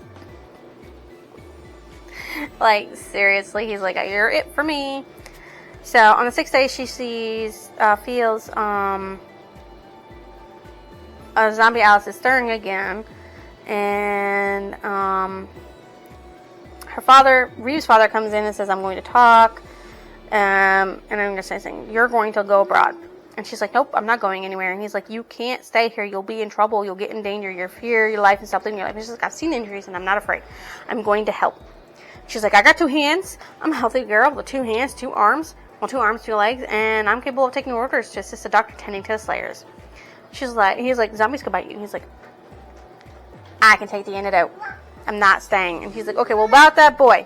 She's like, I'm staying with him. I'm choosing him. You're not allowing me not to be with him. I'm choosing him. I'm not mom. I understand what's going on in life, but I'm going to live mine. She sleeps all the time. And then she wakes up to hearing Frosty telling Kat that he knew all along that she had kidney issues. But he was waiting for her to say it to him. She's like, he's like, I want you healed, Kat. I want you around, tormenting me forever. She's like, I want that too, more than anything. And he's like, you have nothing to be sorry for. You made me chase you, and I loved it. I stayed with you because I love you. No other reason. It's so great. It's so wonderful. And then they talk about how they found them. How Justin had several facilities. And went in there. Her sister showed up and she gave the address and she went to look for them. And when she couldn't get into a building, that's where they were. But she could see and hear everything they said, and she heard their mention Alice. So she's like, he's like, I'll wait for you.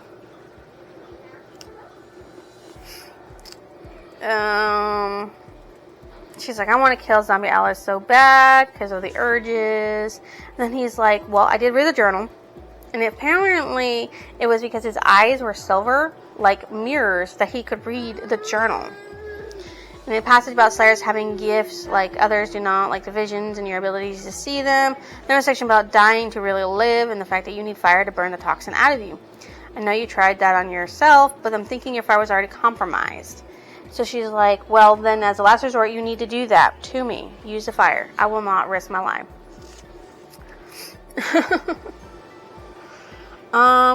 Then he sat there and did a whole bunch of little things. She's like, Trina comes in and goes with Mackenzie and Lucas and like, you got yourself and 3 wimps out of anima. I'm not sure I've ever been prouder of you. And then they were like, just like, joking about it. It's like, Allie Bell doesn't play hide and seek. She plays hide and pray I don't find you. When Allie Bell gives you the finger, she's telling you how many seconds you have to live. Fear of spiders and arachnophobia, and fear of tight spaces is claustrophobia, but fear of Allie Bell is just called logic. There used to be a street named after Allie Bell, but it was changed because nobody crosses Allie Bell and lives. I heard Allie Bell once got bitten by a rattlesnake, but after 3 days of pain and agony, the rattlesnake died. I heard that Allie Bell, when Allie Bell wants to laugh, she reads the Guinness Book of World Records. But then she starts coughing. And they're like, Cole's like, everybody leave. And like, Frost is like, I ain't leaving, Cat. And Bronx says, I'm telling you with the middle finger, I'm telling you how many seconds you've got to live if you make me go. She's like, they can stay. And then they're like, what are we going to do about this? And he's like, we're going to go to war. We have to bring Anima down. We can't allow a threat such a ship to remain. So they all, Reeve, Cat, and Alice stayed in one room together, just being together because they didn't want to be apart. They bring Alice down to the dungeon basements, and they show him that they have Ethan, and Ethan talks. He's like, I gave myself up. So he's like, the same way my father got the zombies to enter people's homes, he's sending the zombies to Cole Holland's barn tonight. My father captured collars of creatures and lets some of them go. The collars have GPS, and he's able to monitor their whereabouts. Then, through electrical impulse, he's able to lead the zombies to where he wants them to go. He's like, ooh, we got some zombie business tonight. So, yeah. He's like, you're going to stay here, Allie, because I want you to get your strength back. And then they leave. So Allison takes some antidote after wheedling the antidote from her Nana to get. And so she gets showers, she gets up, and she gets dressed, and she's ready to go. She's like, I need you to drive me. Oh, I need to borrow your car. And then so she drives there. It takes her forever, but she gets there because she's a very slow, cautious driver. And she's like, I am going to do this. And then they walk in.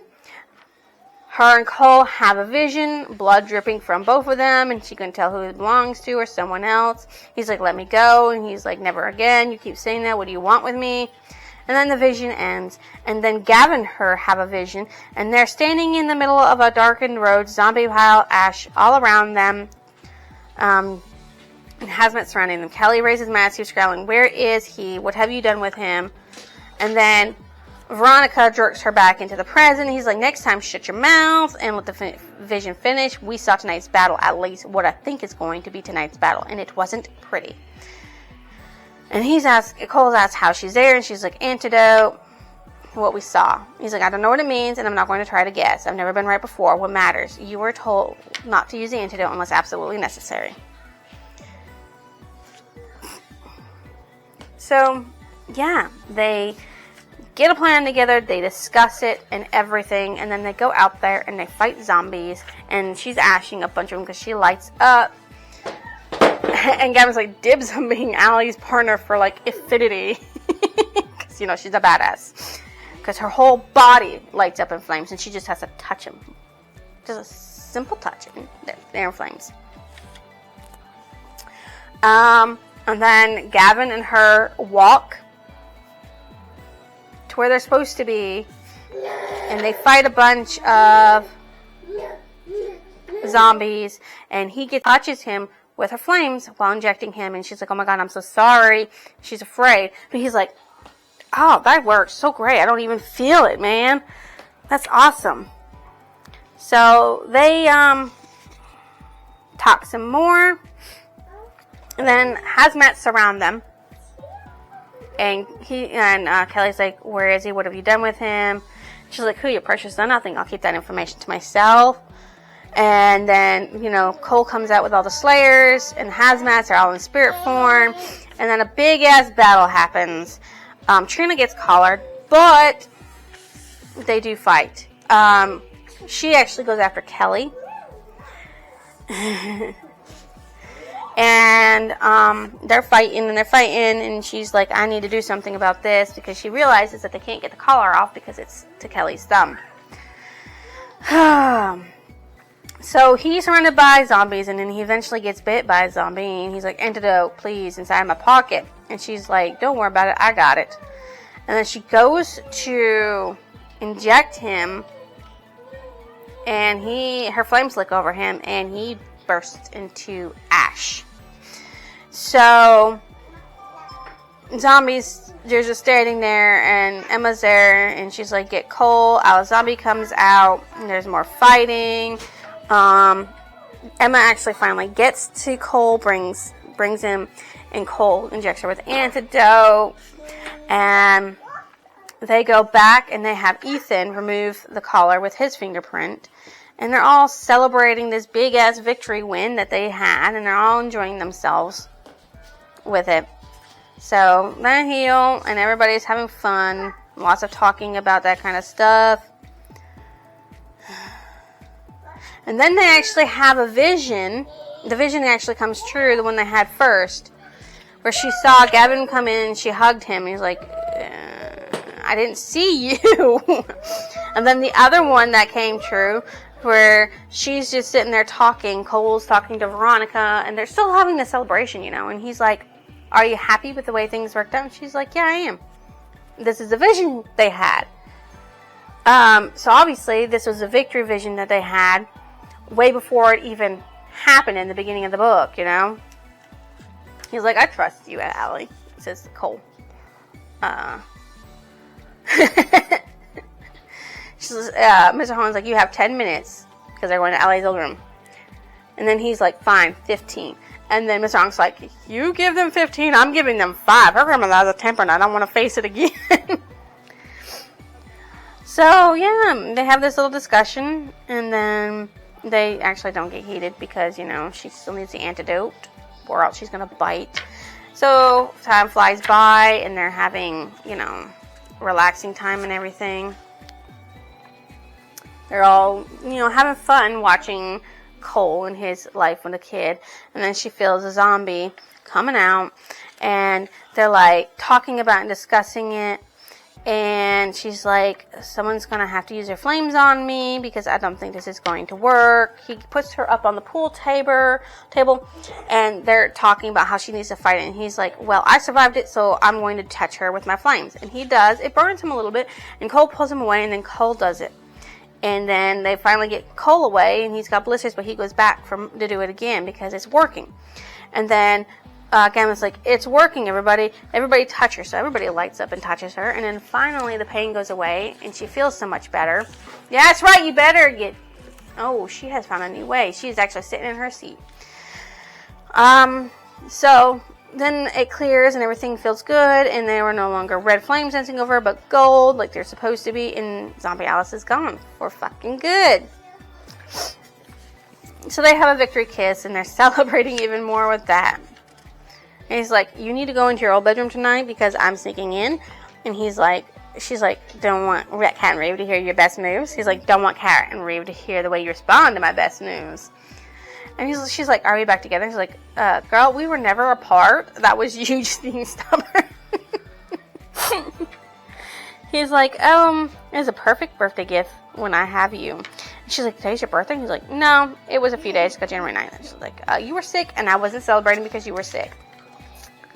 And then there's a note from Cole telling Anima that there's lots of rumors going around about him, how he's too hardcore, he's only nice to select few, that he's mean, bossy, and most people leave him. And he's like, I've seen and done things that would make you vomit. I spend majority of my time in the shadows, and sometimes darkness clings. He's like, I will die to protect what's mine. Better yet, I will kill. Allie's mine. If you're out there, Anima, and I know that you are, if you're planning to make another move against my girl, you had better be prepared to battle the beast you'll awake. I will hunt you, and I will not stop. I will take you out one by one until the last of you is gone. You may look at me and see a teenager, an afterthought. I will look at you and see a target, a dead one. I'm very good at hitting my targets. So think long and hard before you decide to take me on. There is nothing I won't do, nothing, to ensure the health and wellness of those I love. If you're smart, you'll run and hide before it comes to that. This is your only warning you'll receive. So yeah, there's the end.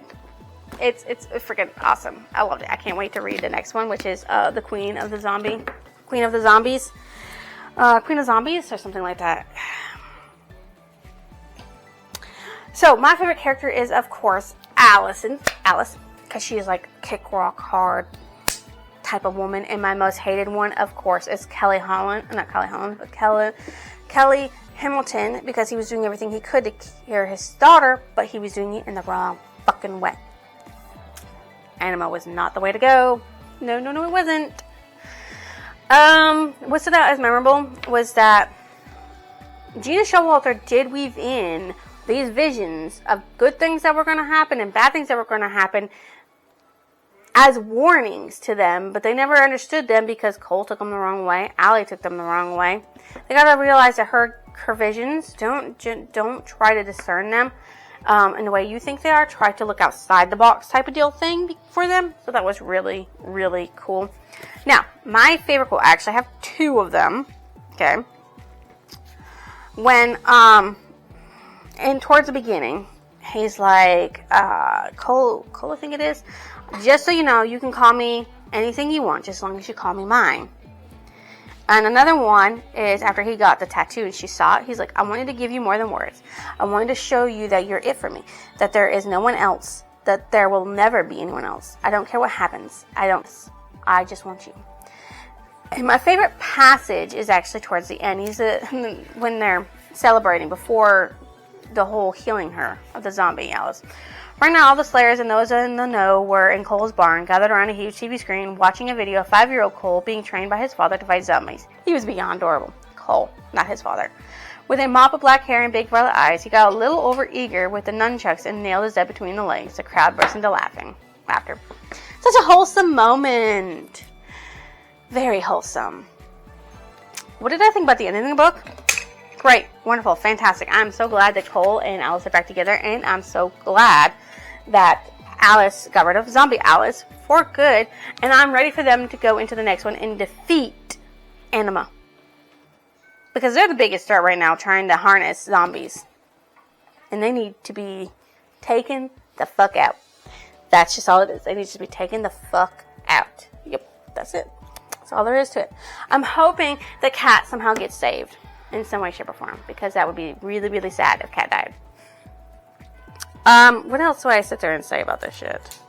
This book is part of a series. It's 4-book series of the White Rabbit Chronicles. Obviously, the White Rabbit is for Emma, warning her about zombie attacks. White Rabbit clouds. Let's see. What else we have? I'm going to rate this a 4. Simply because I had it and now I forgot what it was I was going to say.